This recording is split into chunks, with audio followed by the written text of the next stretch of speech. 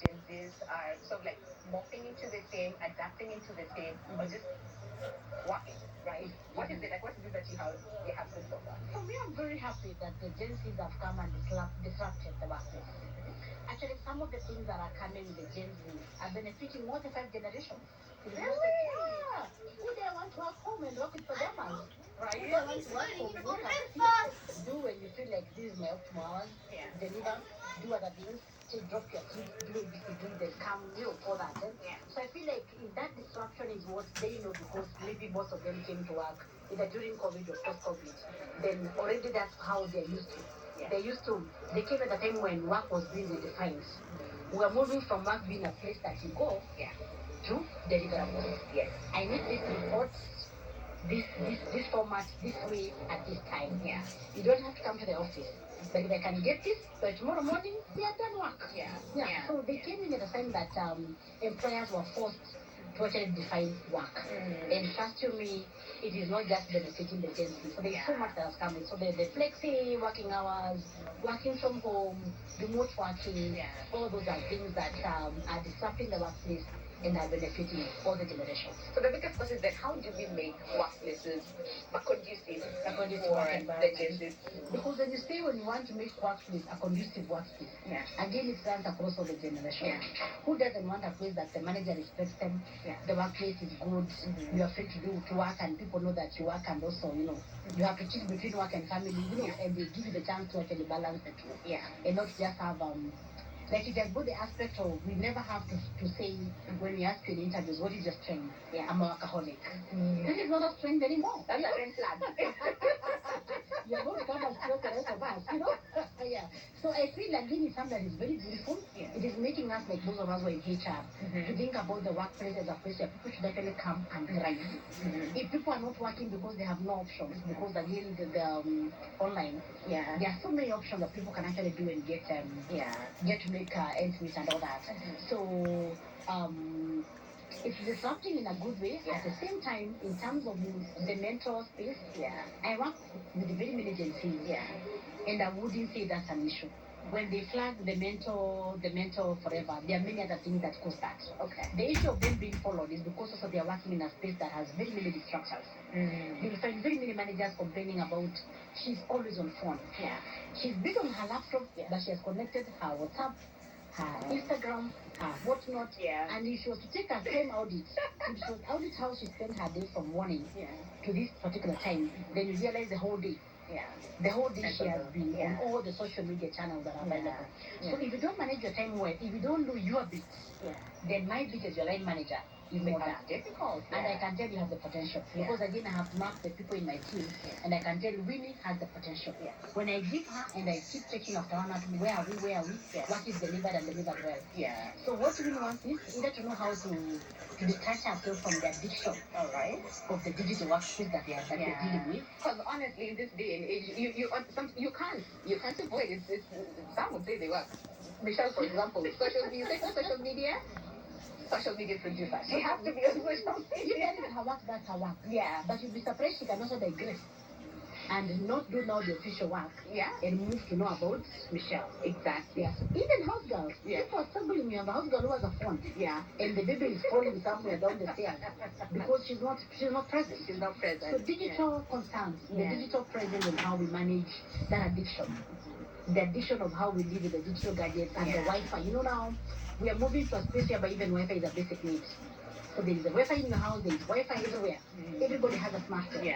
And therefore that is part of why you see now managers complaining, the Gen Zs, and you're coming to a space whereby us who are used to, the former generation was used to segregating time. I'm going to work for 3 hours, then I get to social media, or I go, I don't know, out for networking, then I come back or ABCD, or I only do these things after working hours. So that's discipline. Good with what they're lacking. Otherwise, in my opinion, by the time you're being micromanaged, by the time I'm all over your space, it's because there's some smoke. There's something. There's something that we need to deal with. Joanne, do you find yourself bossing them the way you're being bossed? Do you living without a notice? It's only that they hadn't found something else. They quit a long time ago. They disengaged. They have been staying there because maybe they need to pay bills, and all that. So it's a whole thing that came where we even have that quiet resignation. You know, someone has people they haven't put on paper. Yeah. But you can tell even what you're pushing them to do. Or they could deliver in 2 weeks, they're doing a month. Or they could do in 2 hours, they're doing 2 days. And you have to push and make noise and all that. So it's a whole concept. So again, I'll contradict a bit and say that finding purpose again goes across generations. And I know we are coming from a point whereby people had worked for a very long time for the paycheck. Like as long as it paid you and you paid the bills, you could stay there and become the bitter woman, the bitter old man, and all that. But our people are moving. But in terms of purpose driven, and I'm giving a story about one time that the former president of the U.S., John F. Kennedy, went to the NASA offices, and he found this cleaner, and he asked him, "What do you do?" And the cleaner said, "I am helping put a man in the moon." This is a cleaner, a janitor. But he could relate in 1962. But he could relate his work of cleaning with the bigger picture and mission of the organization. And I can assure you for free, since time immemorial, you'll never go to any business center they have written there, we are here to make profit. That is the main purpose. But they say we are here to change lives, we are here to make a bring impact, we are here to bring discipline. And therefore, if we were to change our mindset as the previous generation and not make people look like they're just coming for the paycheck, even the conversation that we have, so people are able to connect. Even if you do vote for that organization, she could be doing social media. But what is the bigger impact of that? It could be your crew. But what is the bigger picture? Because you wouldn't be able to do this. You understand what I mean? The example of the apple pie. You don't put the apple. It is not an apple pie. You understand? So we have to understand the purpose of that apple in that pie. And minus it, something is missing. So if you're able to relate and even have purpose-driven workplaces, not just careers and jobs, but purpose-driven, where people actually value and they know that everybody that comes, it's a whole topic that I keep saying for the Christians. So just as when we were saying which body organ is more important. So, and we were trying to tie the purpose of the different body organs with the work that they do for our bodies. So I wouldn't say it's something new. Maybe they are more aware. Than other generations they really are. They really are. I mean, the cases of like mental health. Previous generations, yes, they were see it. Not like they didn't see it. They did, but they were out. The one outspoken. Now, Gen Zs are like, mental days. They need mental days. They're taking my mental days today. Don't miss, right? Okay. But also because they're also living in a very stressing environment. You can imagine for us who would wake up in the morning. You mind your business because there's nobody apart from your family and your workmates. There was no change of what you're used to. But now you wake up, the first thing, maybe some people even before they leave bed, that person goes social media. Then you are seeing everybody who is doing better than you. I know. Of course, it's social media. You understand? And there's nobody who is talking about their dark side. It's how they are doing better than you. So if you don't know how to manage that, then you start coiling, and maybe they also the gig economy. And then you get to the office later. Exactly. And speak of the gig economy, really, as we bring this to a close, then what advice would you have for a Gen Z who's like, I know 8 to 5 does not work for me, but how best can I leverage this gig economy, make it sustainable, but also help me to thrive and grow well? Apparently, most people who are into that is because the thing that we keep saying there are no jobs. Most people actually prefer a job that is secure because we want to plan. We want to be able to know that in 10 years I'll have owned my house, in 5 years I'll have done everything. Whether it's business, or it's the gig and all that, or it's a form of employment. So people like that certainty. But because of the uncertainty and because of how, instead of sitting home, there's so much you could do to create your own financial and all that. But then there's a lot of abuse, which maybe as individuals, the gig economists can't do anything for themselves. But the government, and if anyone is listening from the government, we need to come up with a regulation on how then do we manage and classify. Because for a very long time we had former employees and contractors. But now we have people like the Uber drivers. So they're going to spend maybe all their life driving either or delivering food for Glovo, or I don't know, doing what, and it's a lot of work. So Glovo is having almost zero employees because then all those people are doing their work, but who is catering for their pension? Who is catering for their medical cover? Who is catering for their social protection? Called social protection.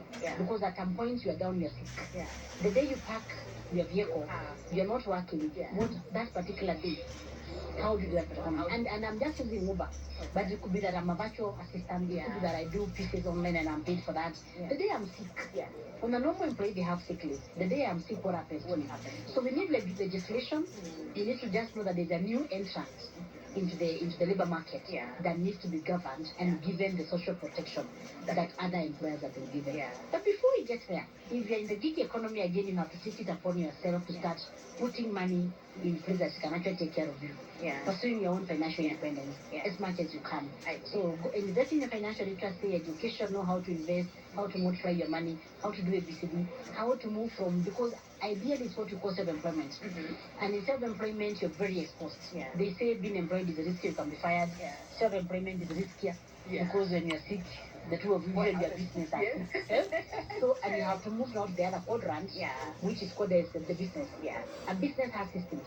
So you have 3 motorbikes here, you have 3 vehicles, you have a business that you do events management for people, the group event, but you have a system that works for you. So we have to also invest in understanding then how do we manage our gigs. Almost like a business, such that I can actually afford to go for holiday. I like that. And the business moves. It still moves. Because if you don't do that, then you suffer from burnout. You have to run from here to there. Why? Because your bills are pushing you.